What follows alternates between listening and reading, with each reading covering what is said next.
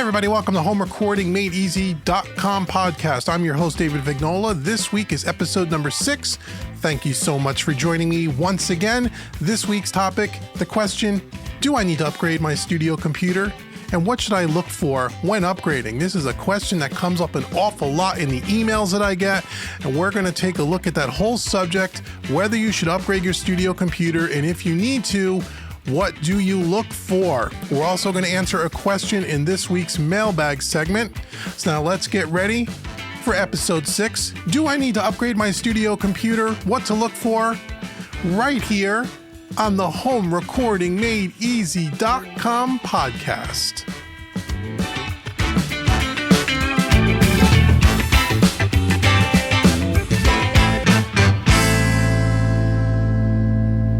Okay, welcome everyone to this week's podcast. So, do I need to upgrade my studio computer? And if I do, how do I know it? And if I do, what do I look for? And then we're going to answer some questions in the mailbag. So let's start off. I have some notes here. I want to talk to you about this. So I get lots of emails from beginners. This happens weekly. I'd say probably anywhere from a handful to 10 emails a week about people that are brand new to studio recording, home studio recording, brand new to recording into a computer, and it's totally cool. I am so happy that more and more people are getting into working in a home studio environment and recording their own music for the first time. It's wonderful. However, most beginners don't realize how important the computer plays in the recording studio environment, in the home studio environment. The computer that you use to answer your emails and do Excel spreadsheets and maybe some Word documents and surfing the internet really are the computer requirements, if you will, are far different than if you want to record music. You need a much more powerful computer. And a lot of times what a lot of beginners do is whatever the computer that they happen to have that they use for their everyday use, they get an audio interface, they buy, an entry-level interface with a free piece of software. A lot of times it's the PreSonus AudioBox USB or a Focusrite interface, and they get their free version of Studio One or their free version of Cubase or their free version of Pro Tools. And they go to hook everything up. They have a difficult time getting all that arranged and set up and working properly, and that's for another episode. We'll talk about that. But then they get themselves recording, and they find out very, very quickly that they're having all kinds of problems with latency issues, audio artifacts, pops and cracks in their audio, computer crashing, so on and so forth, and they just don't understand that what it takes to really record audio into a computer is a lot more taxing on the computer itself than just doing basic everyday tasks. So we're going to talk about that. So the first thing I want to talk about are the signs what signs should I look for when you consider an upgrade? In other words, what things are happening with your computer that may kind of point you in the direction of you may be considering or may want to consider a computer upgrade. So point number 1, when you're playing back a recorded session with 2 or 3 VST instruments, virtual instruments, that causes audio pops and cracks. And even after you adjust your buffer or your device block size or your audio interface engine inside of your DAW, your sample size, all of those things, every DAW calls them something a little different, that you're having all kinds of problems with the audio. Okay, so you have a couple of virtual instruments that you might be using, even if you're only recording 3 or 4 tracks in your session. And when you go to play back that recording, you're having all kinds of problems with the audio. And no matter how much you adjust your buffer settings and all that stuff, it still doesn't matter. That's one sign that you need an upgrade. Okay, and we'll talk about why in a second, and we'll talk about specific computer specs in a few minutes. The second thing that may point you in the direction of I might need to upgrade your computer, when you're mixing with many third-party plugins, your computer's CPU starts to max out. And again, that can cause computer crashing itself. That can cause, again, the audio artifacts, meaning you hear little pops and crackles in the audio. So if you're using lots of third-party plugins, this doesn't typically happen using stock plugins, but when you're using third-party plugins, especially the third-party plugins, that some will, use more of a tax on your CPU, your internal computer processor. It maxes out quickly, or again, you have all these issues. So using third-party plugins causes the same kind of computer lagginess and performance. That's another sign that says you may need to upgrade your computer. When you're recording in your computer, you're experiencing latency even again after you've adjusted all your buffer settings and your device block size or all your audio engine stuff. You can't record. You're sitting down, you're a guitar player, let's say.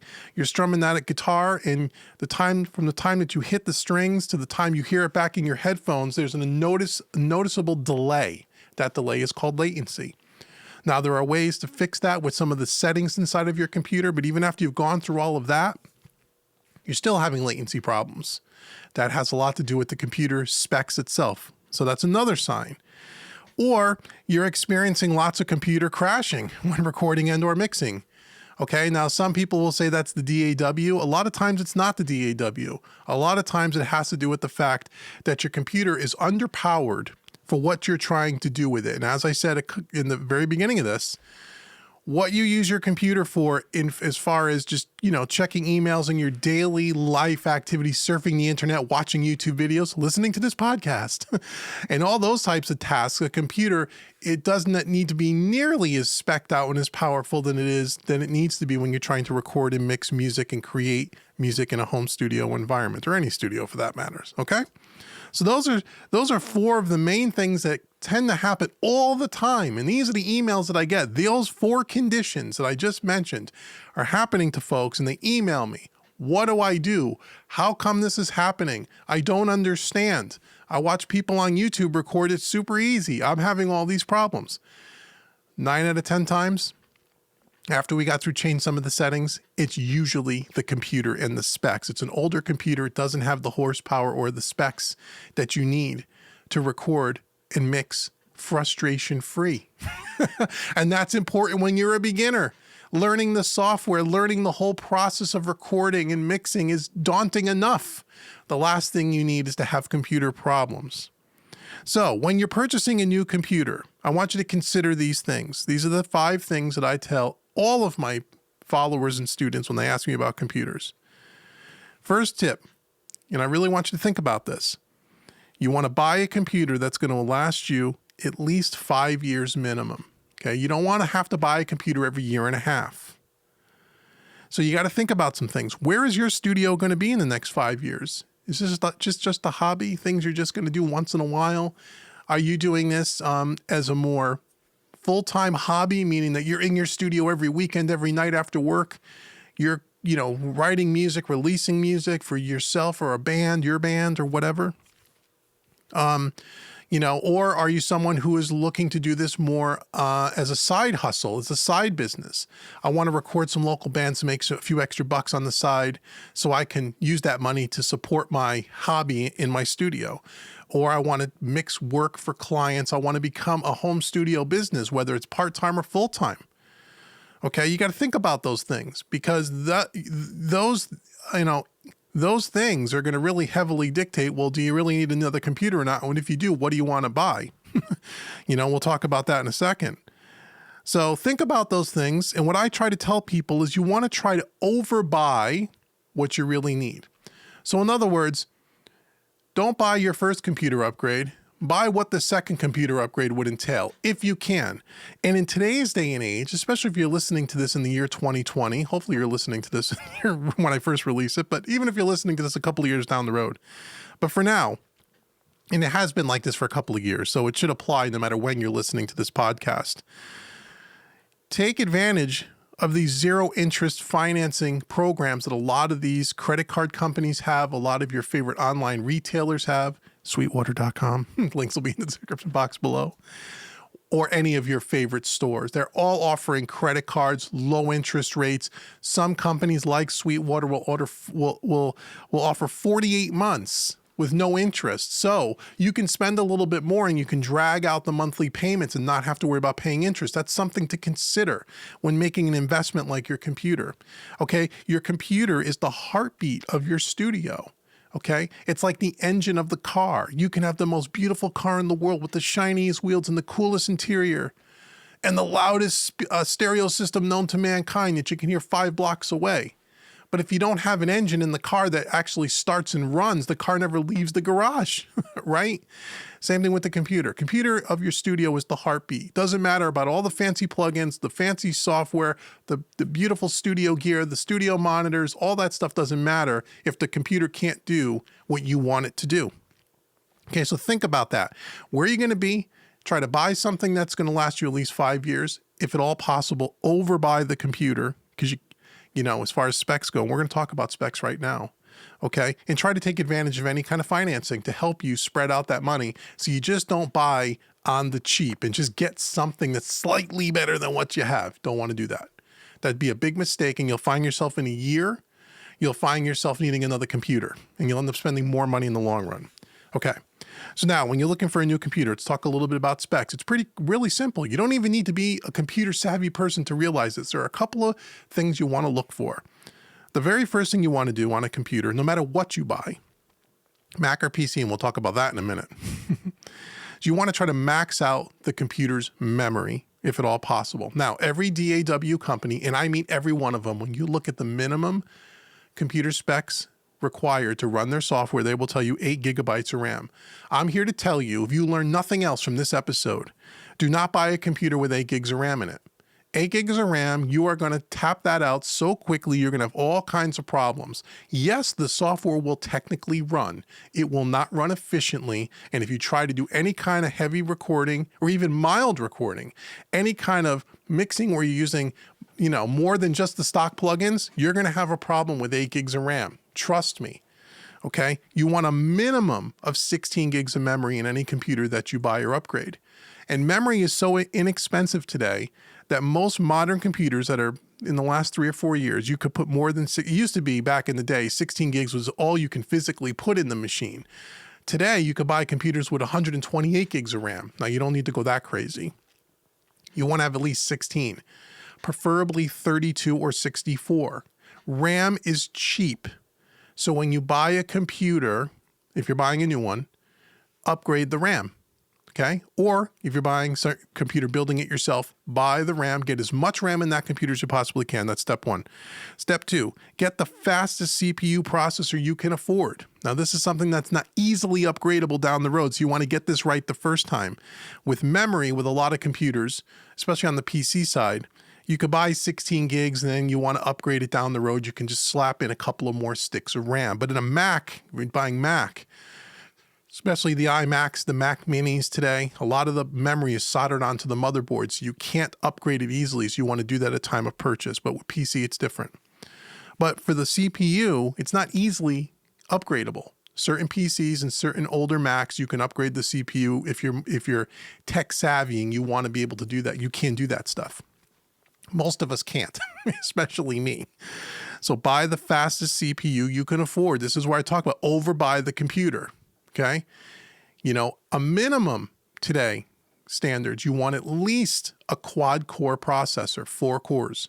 Most modern day computers today, you can get 6, 8, 10, 12, and even some of the new Macs up to 20 cores. You don't need 20 cores, but you want to get at least a quad core. I run an 8-core processor in my iMac Pro from 2017.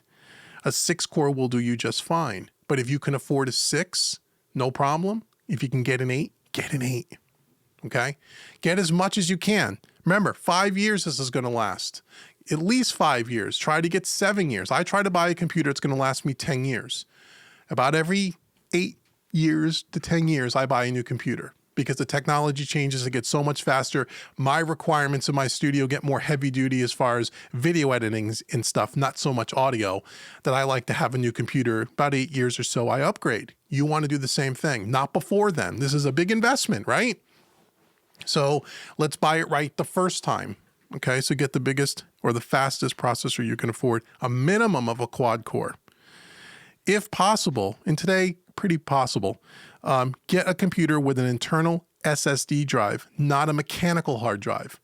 Most computers today have SSDs, but some of them will for a cheaper version of it, will still offer the mechanical hard drives. I wouldn't recommend that. I would recommend an SSD. Okay, you want an SSD drive, even if the SSD drive is a little bit smaller in size and it's more expensive than the mechanical hard drive. I would tell you to get an SSD. Okay, how big of an SSD depends on what you're going to be having on your computer.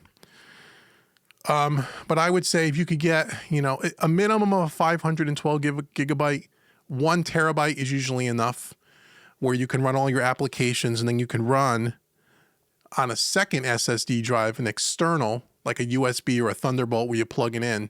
That's what you can run all your audio sessions on. And I talk a lot about that on my YouTube channel, right? But you want to get something with an SSD. Spend the extra money, get something with an SSD. It makes a world of difference, okay? And then also purchase an external second SSD drive if you can to run your sessions on. So in other words, that means your internal drive to your new computer is going to run your DAW, the application. You're going to plug in a secondary solid state drive that you're going to use just for your recording sessions, okay? And I would get an SSD, and I would, again, how big does that SSD need to be? Again, 512 to 1 terabyte. And again, you could get these things pretty affordable today. The technology costs has come way down. It's not like what it used to be. So you should be able to get a computer with an internal SSD of 1 terabyte and get an external USB or Thunderbolt, USB-C, USB-A, whatever they have, depending on your computer, external SSD as well. And that will be enough to get you going. You can always upgrade the external one later, okay? And then the last tip number 5, is try, if at all possible, to dedicate this new computer to your studio only.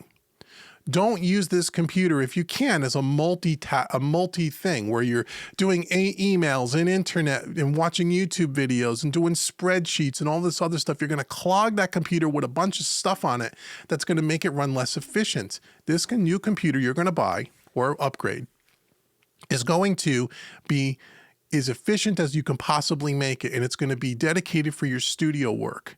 If you have a computer now that you need to upgrade to your studio, maybe you keep that old computer for your email and your personal use and balancing your checkbook and all your online banking and all of that, and try to, if at all possible, use this computer dedicated to your studio. Okay? So in review, we want something that's going to last you at least 5 to 7 years. Take advantage of the zero interest financing plan if you can find it. You probably can, okay? Make sure that you max out the memory as much as you can, but at the very least, get 16 gigabytes. 32 is preferable. Get the fastest CPU that you can afford. Again, don't think about buying your first computer. What would your second computer upgrade be? That's the one you buy the first time, okay? Get something with a solid state drive in it, at least 512 gigabytes, but preferably a terabyte, and then make sure you get a second SSD to run your sessions on, okay? And then last, try to dedicate this computer to your studio only. So now that we know what things are happening with your current computer setup, what are the things that you need to look for that are kind of pointing you in the direction of, hey, I might need a studio upgrade, and then you know what to purchase as far as specs go, let's now go over to this week's mailbag. Let's answer the big question that I haven't mentioned yet. It's coming up in this week's mailbag.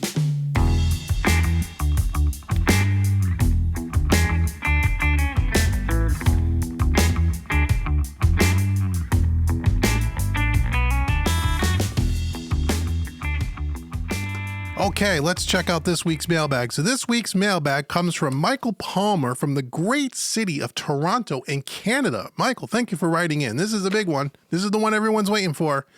Here's a question. I get this question all the time. This question could have come from 50 people over the last 6 months. But here's one from Michael. Hey, Dave, I am in the market for a new studio computer. I've been using a PC to this point, but I've been doing my research and it seems that most people use a Mac. I know that you use a Mac as well. What are your thoughts? Do I really need to go the Mac route?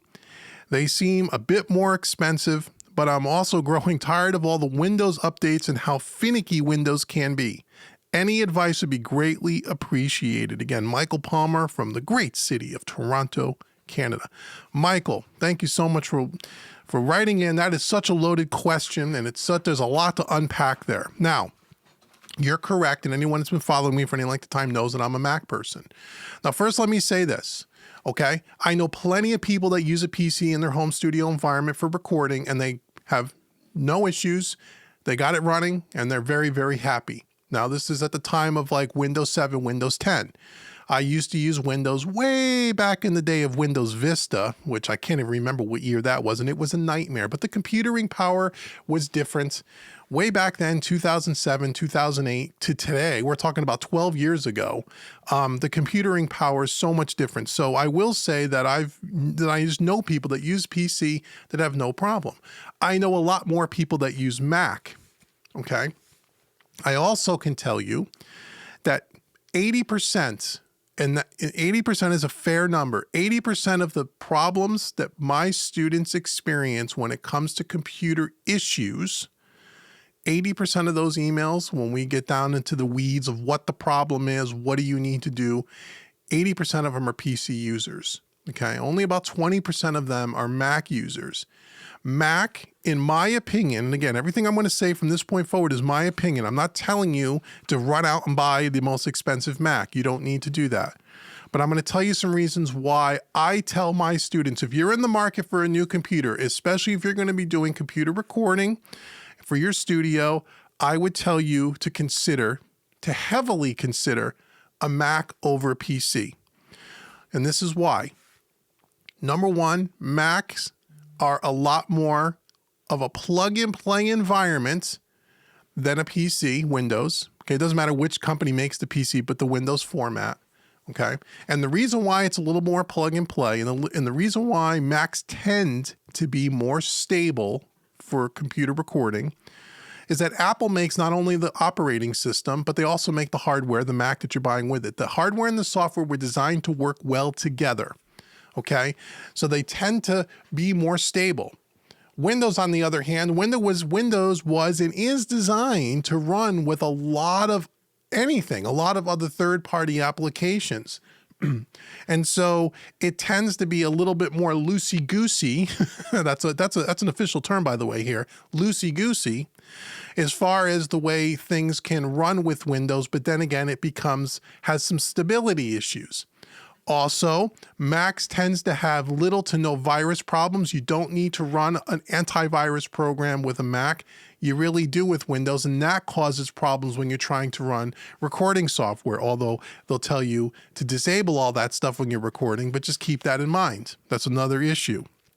Okay, I find that Macs are more stable. They're more easy to use. They're more straightforward. If you're a beginner, it's much easier to deal with. So I would always tell everyone, buy a Mac. Now, the thing that you mentioned in your email here, Michael, and people have said this to me before, is that, well, Macs are just so much more expensive. I can buy a PC with the same specs as a Mac for a third of the price or for half of the price.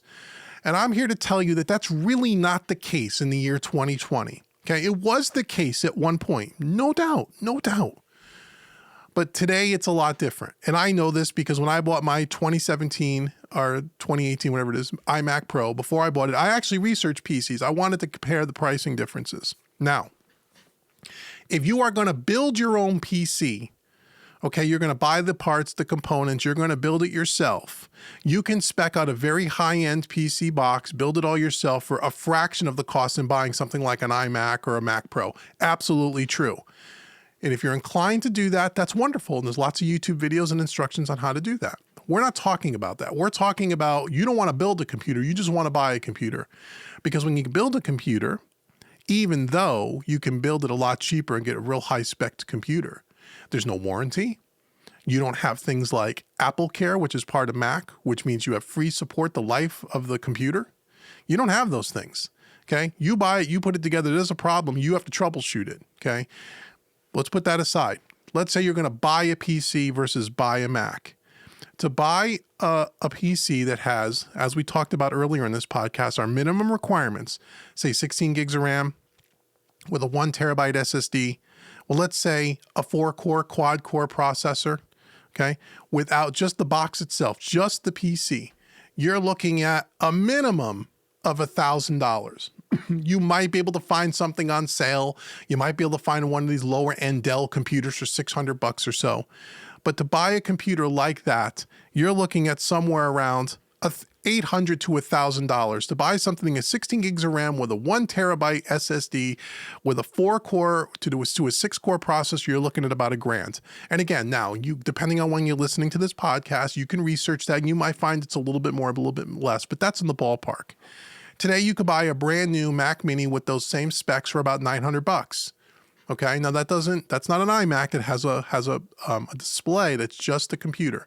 So you could buy a Mac Mini with those same specs, quad core, 16 gigs of RAM, processor speed, about the same with an SSD in it for less than $1,000. So comparably, they're the same. Okay, when you start talking about some of the higher end computers, where we're going to get into something like an iMac, now you're talking about having a 27-inch 5K display.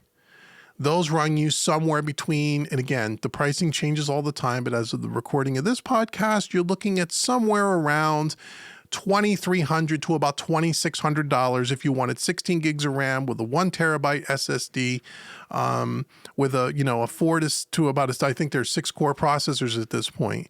But you're also getting a 27-inch 5K beautiful Retina display. Okay. So some people will say, well, yeah, I can buy a computer. I could buy a PC for those specs for $1,000. The iMac is $2,300.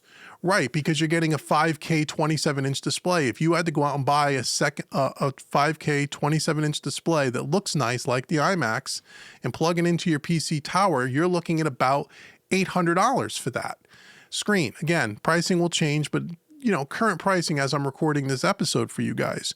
So what I'm trying to get at is you can get the same spec computer in a Mac that you could in a PC for relatively the same price.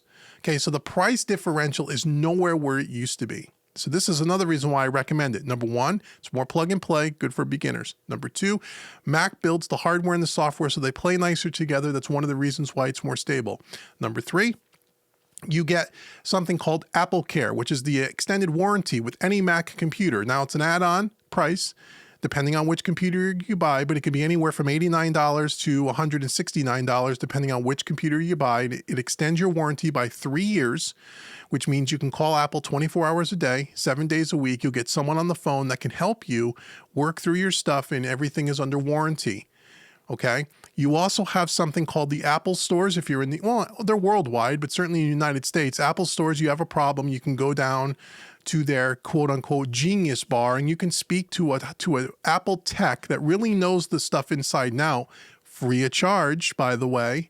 Make an appointment, go down there if you're having any problems. I've had to use that maybe once or twice over the last 10 years, and they were always very helpful, very easy to get support. So again, another thing about Apple, especially if you're not a computer person and you're someone who's not tech savvy, you want to know that you have something that is going to be under warranty and that you can get help if you need it.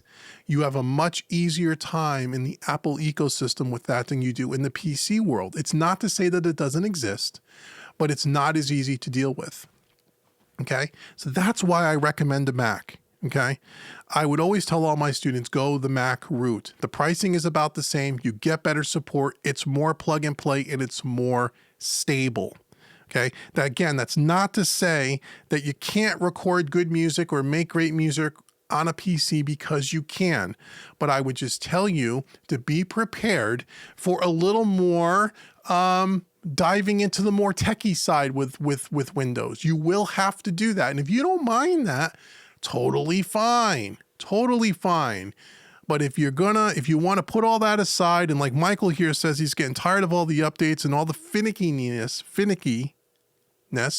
of Windows, then I would tell you to go with a Mac. That's my personal opinion. Whether it's a Mac Mini, an iMac, a laptop, the MacBook Pro, or even if you got a budget and you really want to go for broke and you want to go to the Mac Pro, you can do that.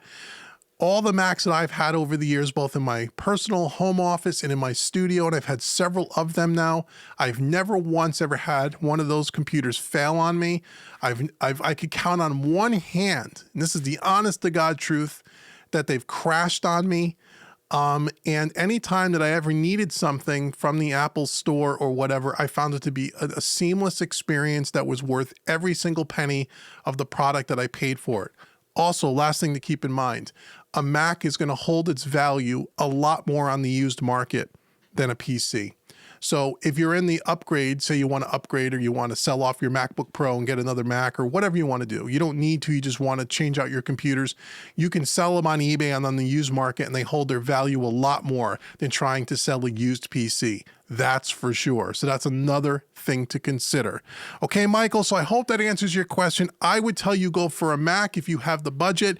Again, if you're thinking about the 5 to 7 year plan and you're thinking about buying this thing dedicated to your studio, I think in the end, you will find, even if you have zero experience with the Mac at this point in time, that you will have a much more pleasant experience.